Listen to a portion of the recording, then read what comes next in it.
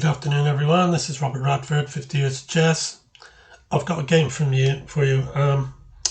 About an hour ago, I was playing some rapid play games on arena chess, and I played a Russian arena international master, Egveny Zhuk, is Z-H-U-K. Good player. We played each other quite a few times. I think I got a plus against him. A couple of games won more than he's won against me. We don't often draw either. It was a good game, really good game. I want to share it with you. I'll show you a picture of him after, but first of all, we'll play the game.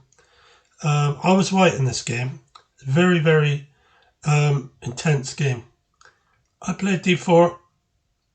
My opponent played b5. This is known as a Polish defense. I played a4. He played b4. c3. And he played e6. So if pawn takes pawn, bishop takes pawn. So I pushed e4, trying to grab the center. Bishop b7. Bishop d3. c5. So he's undermining my pawn center. As you can see, two of my pawns he's looking to exchange possibly, and he's also putting pressure on the e-pawn with his fianchetto bishop. So I now played bishop into e3, supporting the d-pawn, and he pushed on with c4. Now if I take this, I'll lose the e-pawn, but if I move the pawn to c2, he'll play b3, and then I lose the bishop. So the other thing would be bishop back to e2, and then I would still lose the e-pawn. So I took the pawn on c4, he took the pawn on e4, and as he's got this diagonal, I felt the right thing to do is f3. So he's played queen c4 against my bishop, which is unprotected. So I took the pawn and he took my bishop. I felt this was a good plan. I still got a strong center, and everything's looking good. I can get my knight out now onto f3. The one thing he is doing is stopping me from castling, as long as he's on that white diagonal. And it's a bit of a problem. He played knight to f6, which is a shame because I wanted to play queen e2 and then swap queen's castle, but it's now I'm going to lose a pawn if I try to do that. So I played knight into e5, attacking his queen and causing him to have to retreat to a6. I was then able to play queen to c2 to protect that e-pawn from the attack of the knight. I was expecting d6 to kick my knight out, but he didn't. He's still hitting away at that center with d5, so he's playing quite aggressively, and at the moment the bar on the right where the red line is in the middle shows us as even. So he's attacking that pawn twice and I'm only defending my queen. So I brought the knight out from, and then he brought the other knight out, offering a swap of knights. So this would probably favour him, maybe, I don't know, but I didn't want to go back, so I took the knight, and I wondered if he might go knight takes knight, in which case I could then play e5 straight away, but either way, even if he takes with the king, I could still play e5.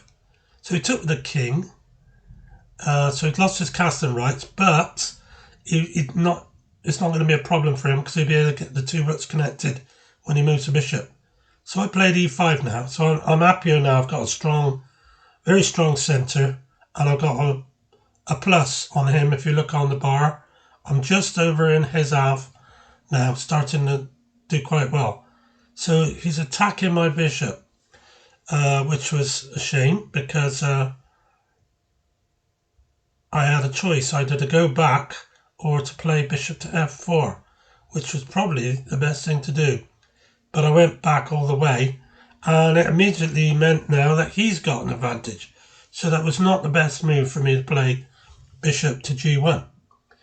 But he won't be able to keep his knight there because I'll kick it out with h3 in a moment.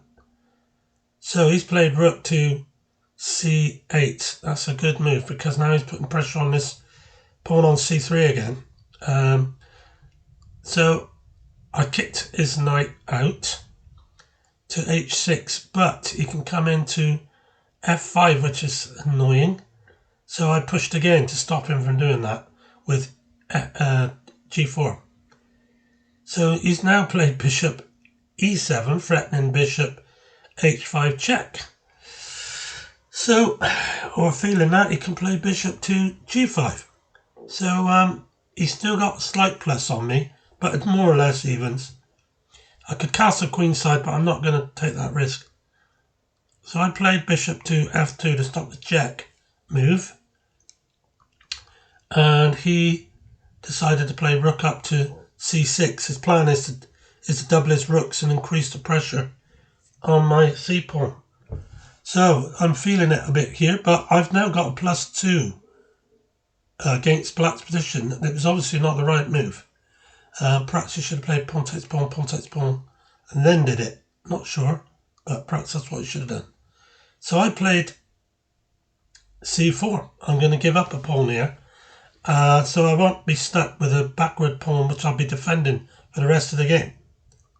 So he took the pawn, and that allowed me to go in knight into e4, and I've got my knight into a wonderful square now. I've got such good range. I'm stopping his bishop from coming to g5. I've got places like c5 and d6, which are available to my knight should I get the opportunity to put them on there. And he pushed his pawn on attacking my queen, b3. So I've now got a 0.7 advantage on the bar, back into his part of the bar again.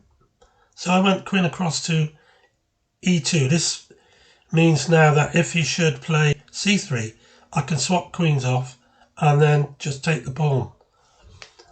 But he played bishop b4 check. Very good move. And this supports the attack with the pawn, and also it also means that I've got to now move my king or drop my knight back, which I don't intend to do.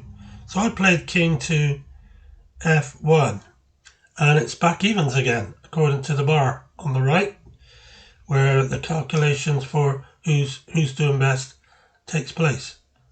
Now he's doubled up his rooks, and it looks as though he's doing best, but I've still got a slight advantage. The computer stockfish, which controls that bar, is giving me a slight advantage.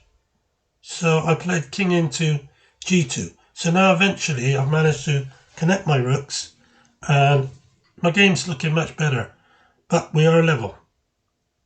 So he's now played queen to b6, but I was able to push the pawn on to d5, and I'm attacking his queen with my bishop. So it was a bad move. It wasn't a good move, and I just exposed that by playing d5. But he decided that he would move his rook to c5. I've now got a 5.0 plus, which means I'm definitely winning this game. And if you remember, like I've always said, when you have one game, you have to go and win it. It's only one game because the board's showing you it's one, but you've got to show you can win it. So having played that move, I now went pawn takes pawn. I expect him to maybe go queen takes pawn, but he took with the king. So when you get a king up towards the middle of the board, that's always good. So I'm not prepared to release the pin by swapping off pieces or anything.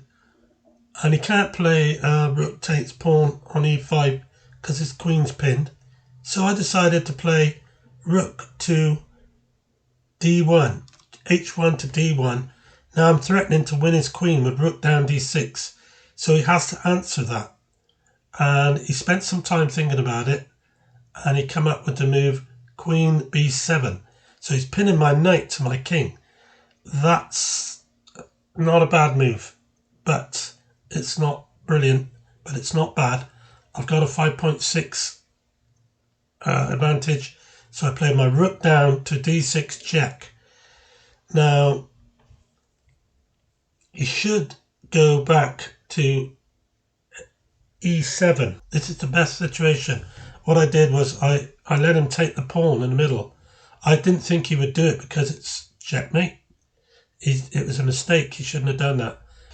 So there we are. That was the game. It was a good game. I really enjoyed it. And I'm going to show you Mr. Zhuk. When you play on the arena chess site, the Fide arena chess site, which I use, you have a profile page with your picture and information about you. So we'll just have a little quick look for Mr. Zhuk here. Where is he now? Let me see. Here he is.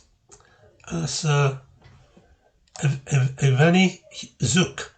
He's a Russian 68-year-old arena international master, same as myself. He there's his certificate awarded to Mr. Egveny Zhuk, Russia, arena international master, by the Fide president. Everyone gets these. I've got mine as well on my page. And 68 years old. I played him a lot of times. He looks like a pleasant man. I think that picture might be a while back. If he's 68, he's a young looking 68, and he looks more about 50 there. But nevertheless, nice guy, I should imagine. I'd like to have met him personally or spoke to him, but unfortunately we do not have any possibility of speaking to one another on this site. Maybe that's a good thing. It stops people from abusing other people, and I've had a few of those. Right, well, thank you for watching. I hope you enjoyed this game. It was a really exciting game. There's a lot going on. So thanks for watching. Thank you very much. Bye.